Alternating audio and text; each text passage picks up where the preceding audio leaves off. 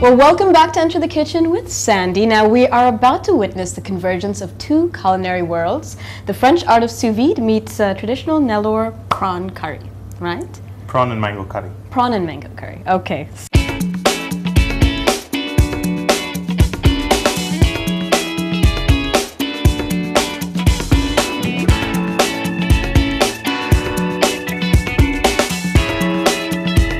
Okay, so what's first, Sandy? Got a hot pan there. Okay. Add some oil. Every last drop? As much as you can. It's always good for the heart. Of course, of course. Once it becomes a little hot, you'll actually see vapors of oil on the sides of the pan. That's when you know it's ready. Okay. We're going to start off with some mustard seeds. Just sprinkle.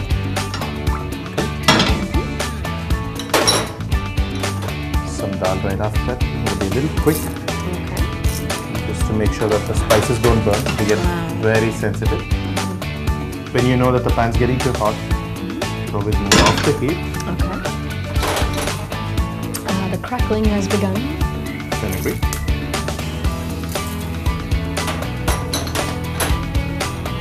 Got some cumin.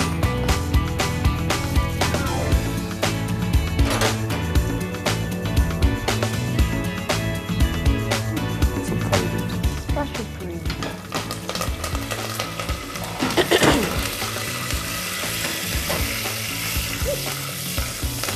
Things are getting exciting. At this stage, go ahead and dip in some onions. You can go ahead and stir, Am I the stirrer? or the sous chef. Just let them stay whole. You don't really need to break them down. Okay. Depending on how hot you want it to be, add a couple of chilies. It's quite hot. Trying to kill me?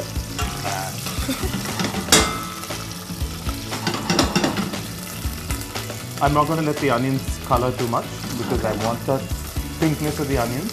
I definitely do want the whole onion and the sweetness of it to be retained. I don't want it to turn too brown and get intense. Okay.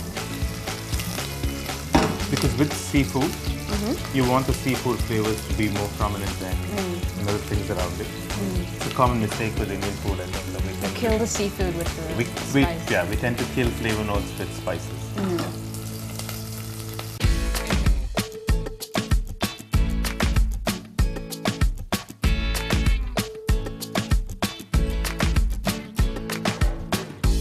At this stage, I'm going to dip in some tomatoes that have been blanched and the skin removed, Okay. so they completely disintegrate into the curry. So you don't see trails of tomatoes. Okay. That's a beautifully colorful little concoction, yeah.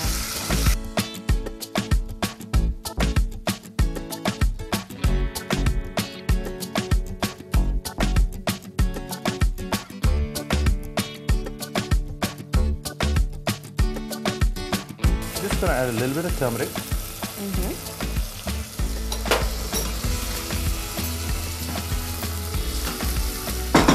And some famous Andhra chili powder. Notorious chili powder.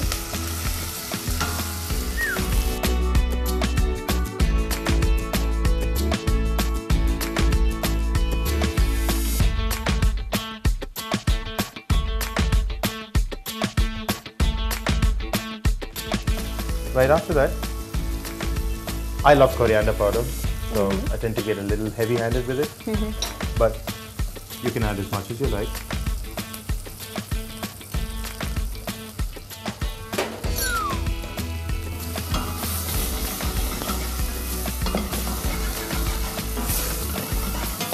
I can feel the coughs coming on. Are they just there, or? They're sort of sneaking up my throat. You take it off the heat, and you'd actually see a lot of ends sticking to the bottom and the fat separation. That's when it's good to take it to the next stage. To the next level?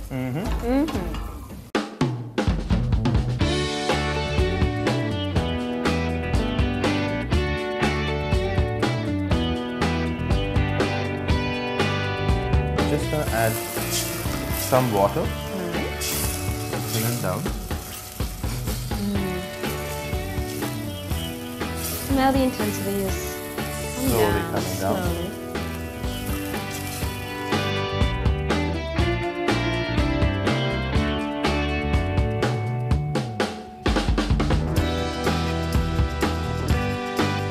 Some people tend to add tamarind to most curries that don't have coconut in it. Okay. We use raw mangoes as well as a souring agent, not just tamarind. Huh. So having said that, in come the raw mangoes. That's the souring agent.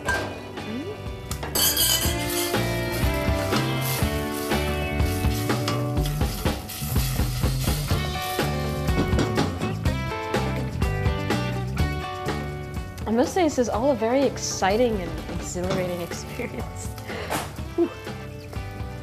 I think it's one of the most famous Nellore dishes. I think it's just up there with the Nellore fish curry or the fried chicken that's so famous in Nellore. But this dish for me is a lot of nostalgia. This is something that I've always associated my mom's food with. Yeah. It's always been a prawn and mango curry. So, did you learn this recipe from your mom? The flavor notes, yes. Okay. But I obviously put my own spin on it with adding sous vide shrimp to it. Just because I wanted to control the degree of cooking. Okay. Right at the end, we have some beautiful sea salt that we get from the coastal region around Andhra. They're more pronounced than the ones that you get here. Might seem like a lot, but we're not going to do anything else to the shrimp. So the shrimp still hasn't gone in, so it's just about there to balance it.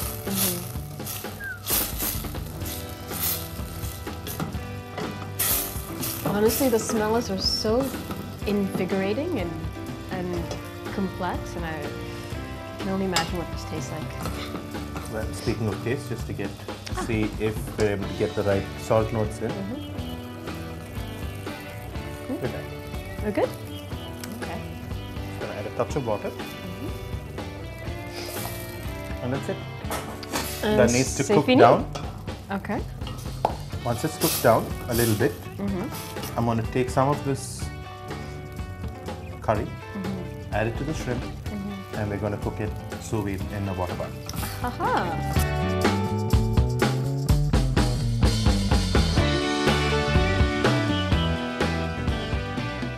Our curry's done. Yes, our curry is done, but the shrimp still hasn't gone in. We've got a really thickish curry with the mango slightly emulsified into it as well. So I've got a zip pouch here. Okay. Just going to add the shrimp. Now, what, according to you, Sandy, are the advantages of using the sous vide technique in your prawn curry? The biggest advantage would be the precision in cooking. That way I know I don't overcook my shrimp. Sometimes it gets either too tough or sometimes it just disintegrates into the curry if your temperature is too high. This gives me that control. And this is not technically sous vide because I don't use a vacuum machine. There is no complete vacuum in here. I just try to create as much of an air-free pouch as possible because I don't want too much pressure on the seafood as well. So this is pretty much like partial vacuum. So this kind of intensifies the flavor rather than cooks it. Rather than cooking it completely, under pressure, so it doesn't really tenderize it too much. Okay. But you cook it at a very low temperature? Yes, we're going to be cooking it at 55 degrees for about an hour. So now? You're going to add some of the curry in. The curry. Just try and get the few mango pieces that are there in as well. So this will really permeate the prawns. Precisely. It'll turn the prawn porous, and you're going to get a lot of the acid from the mango as well. That's going to continue to cook the shrimp, as well as the gentle heat from the bite. That's going to cook the shrimp further. Perfect. That's enough. Yeah? That's enough? Okay. So, this is a little tip that I normally use.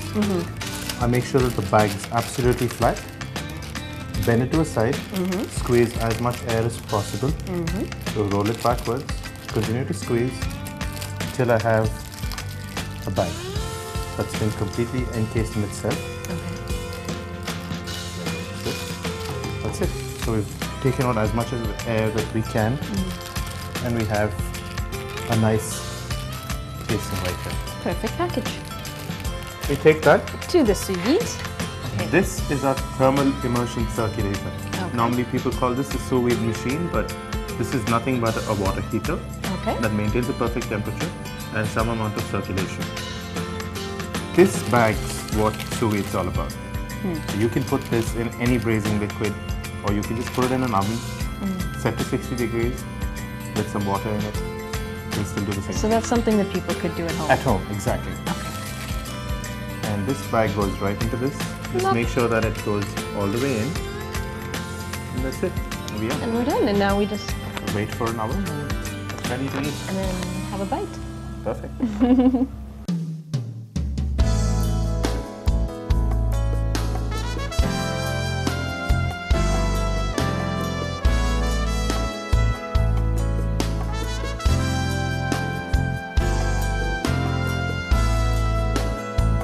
Just before we serve it, Okay.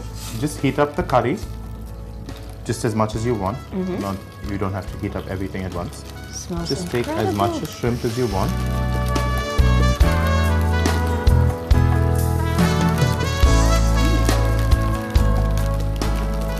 Those still look very, very tender. Like they've retained Yeah. a lot of moisture. They don't shrink, they don't become hard.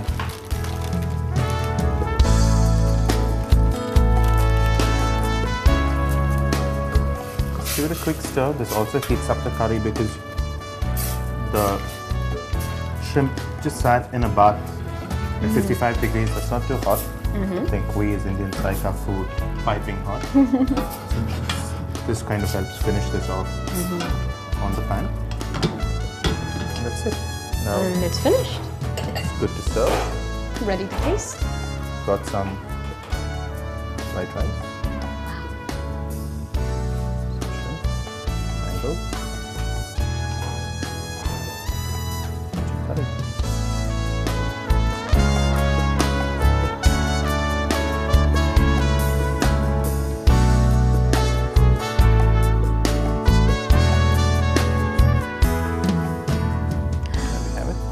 For me, you shouldn't have. Well, no, you shouldn't. I could change my mind. No, don't keep.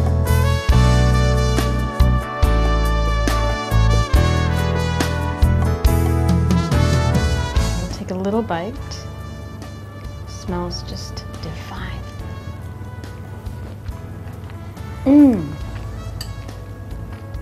Oh wow, Did you like that? they're so juicy. They're so tender.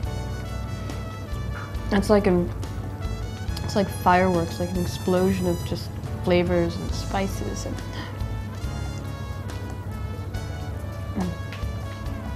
You should try some of the mango as well.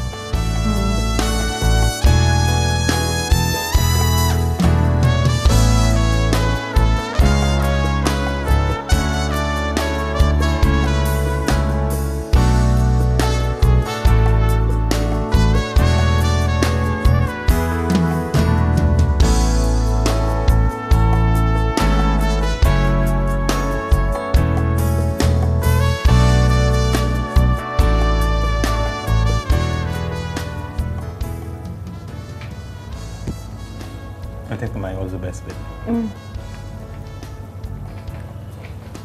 High five. It's divine, honestly. I'm sorry you can't have a taste, but you can actually. Just come see Sandy.